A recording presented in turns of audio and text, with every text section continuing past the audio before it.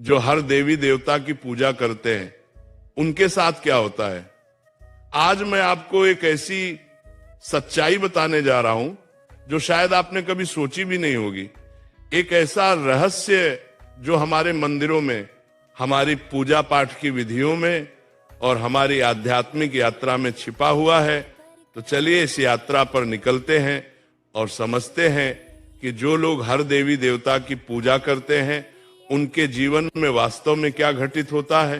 कल्पना कीजिए एक व्यक्ति की जो सुबह उठकर सूर्य देव को नमन करता है, फिर गणेश जी की आरती करता है, फिर शिव जी का ध्यान करता है, दोपहर में लक्ष्मी माता की पूजा करता है, शाम को हनुमान जी के मंदिर जाता है और रात को दुर्गा माता का पाठ करता है। क्या यह भक्ति है या भ्रम?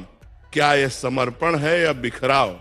जब हम हर देवी देवता की पूजा करते हैं तो हम दरअसल एक बहुत बड़ी सच्चाई को नहीं समझ पाते कि सभी देवी देवता एक ही परम सत्य की अलग अलग अभिव्यक्तियां हैं। जब एक साधक अलग अलग देवताओं की पूजा करता है तो उसका मन विभिन्न दिशाओं में भटकने लगता है। ये ऐसा है जैसे एक व्यक्ति एक साथ कई नावों पर सवार होने की कोशिश करे, अंततः वह किसी भी नाव से अपने गंतव्य तक नहीं पहुंच पाता। लेकिन इसका मतलब यह बिल्कुल नहीं है कि विभिन्न देवताओं का सम्मान नहीं करना चाहिए।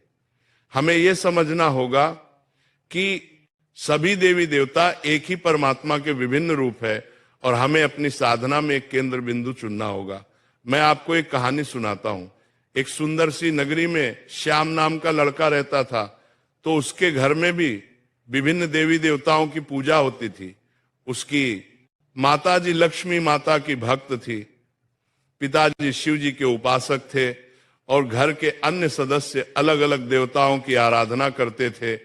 लेकिन जब श्याम ने अपने गुरु श्री से इस विषय पर चर्चा की तो उसे एक अद्भुत सत्य का ज्ञान हुआ।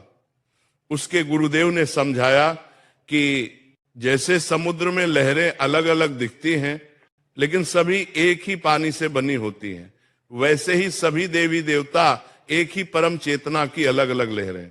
जब एक व्यक्ति हर देवी देवता की पूजा करता है बिना इस गहरी समझ के, तो उसकी आध्यात्मिक ऊर्जा बढ़ जाती है। ये ऐसा है जैसे सूर्य की किरणों को अलग अलग दिशाओं में फैला दिया जाए। वे प्रकाश तो देंगी लेकिन उनमें वह तीव्रता नहीं होगी जो एक बिंदु पर केंद्रित किरणों में होती है।